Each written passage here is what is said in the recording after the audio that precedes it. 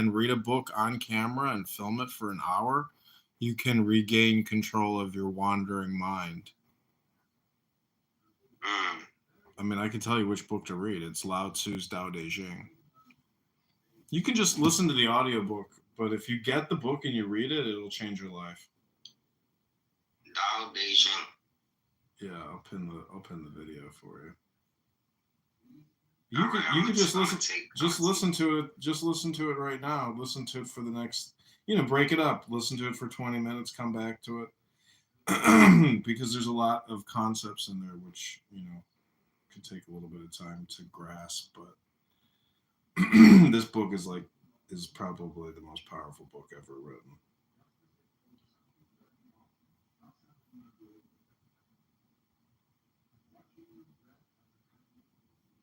But basically, you also have to realize that everything everybody says is a complete and total waste of time.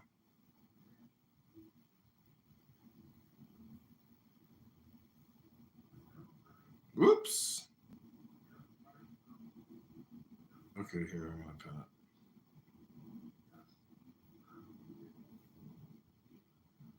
Because this app will brainwash you. You'll get brainwashed into stupidity. So you have to... the whole app is based on entropy.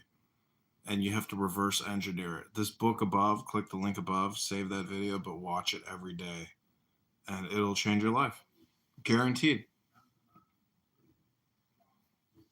Let me see.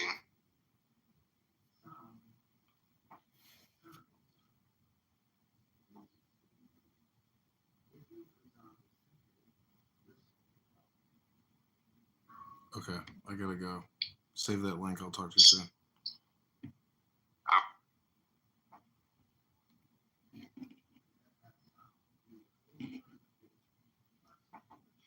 To stack odds against Elon because they're scared of him.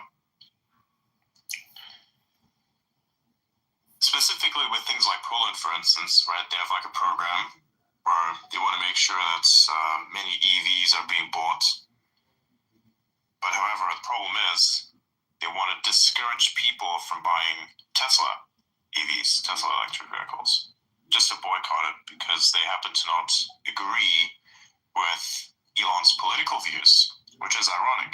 Really, it is. So, wow, that's happening.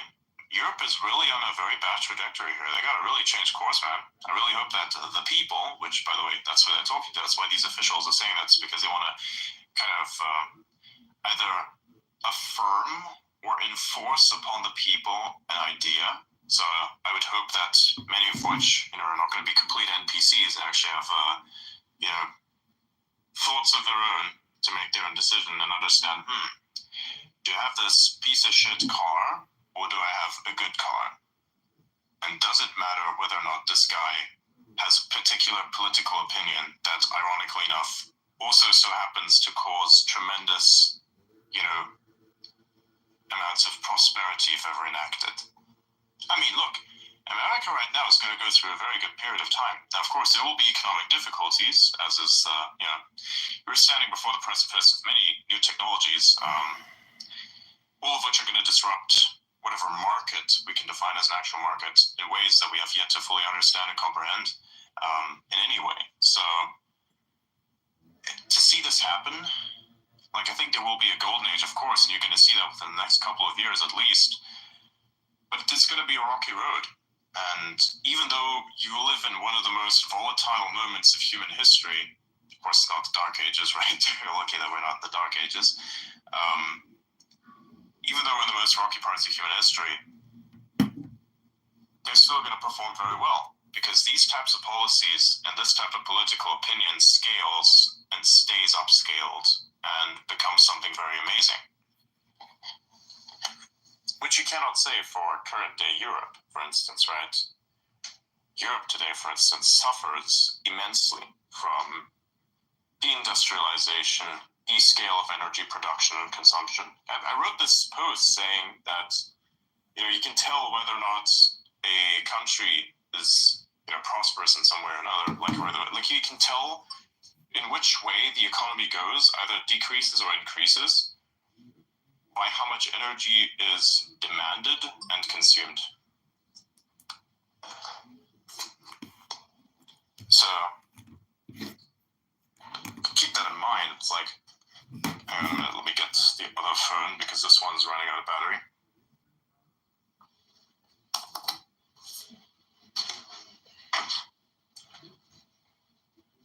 Hey, it's been a while. Hey man, where have you been? You've been MIA for quite a while. Yeah, I've been on dates and stuff. Sorry. Life. I've been living life. Yeah. Yeah, me too in many ways. I've done many things. Been quite busy. Still have been able to do a few things on top of that I otherwise would not have been able to do. Like, how do I watch your fucking anime now? Like, I'm watching it anyways. What anime? Never heard of it. What's it about? It's basically a guy that keeps dying. Like, whenever he dies, he just gets reset back to a point. So, like, it's basically like Edge of Tomorrow, if you watch that. Oh, yeah, I love Edge of Tomorrow, yeah. Okay. Exactly. It's like that, except that the respawn point advances forward in time sometimes, whenever a specific goal has been established, and then it basically deals with an alternate version of Earth, where there's, like, all kinds of weird species and shit. There's magic. Of course. So it's called 3-0? ReZero. Yeah. Oh, ReZero, okay. Yeah. And it's like medieval, kind of. Okay. I mean, it sounds interesting. I like the premise, the Groundhog Day premise, right, where the day resets itself. Yeah. It's a bit of an acquired taste. The first couple episodes are kind of shit. But they usually are, right? Like anime, like, I mean, even the good stuff, the first couple episodes are never actually good, and then you watch it and you're like, oh, it has a character arc, and it's good. I think sometimes it's necessary though, right? Mm-hmm. So some of my favorite shows, they start off kind of shit. Like, have you ever watched JoJo?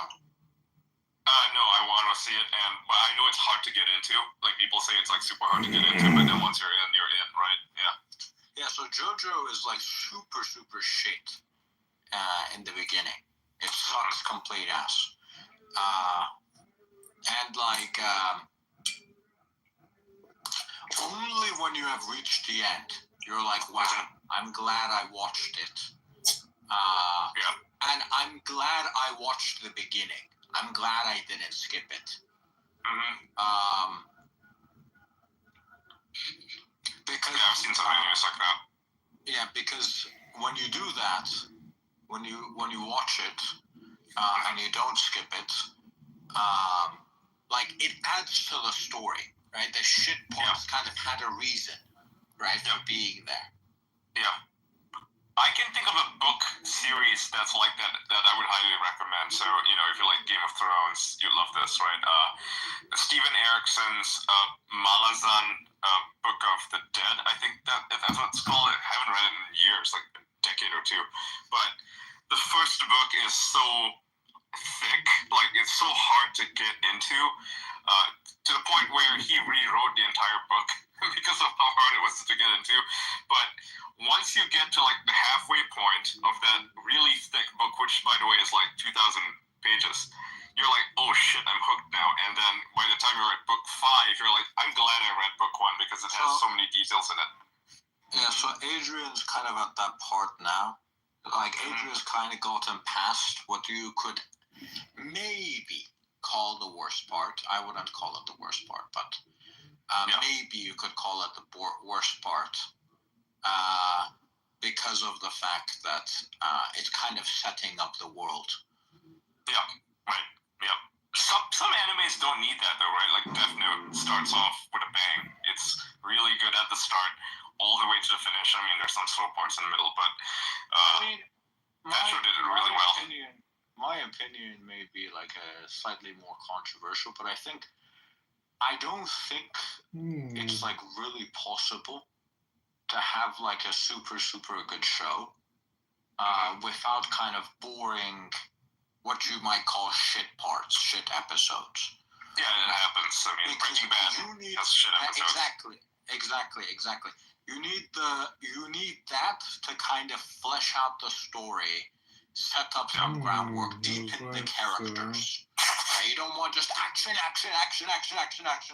It's like, and then you watch the movie and you're like, that was cool, and then 2 weeks later you forgot about the movie. Right. Whereas you remember Breaking Bad. Exactly. You remember the shit parts too, which are like, his wife. She's annoying, right? She's really annoying, but it's good that she is, right? It actually adds to the story. Walt, just hear me out, please, Walt. Sorry. Yeah, the whole, part with her, cheating on him, that was kind of a shit arc, but it was necessary to build her character. Yeah. Because you didn't really know much about her until then. Where's the money, Skylar? He's like, where's the money? It's like, where's the money, Lebowski?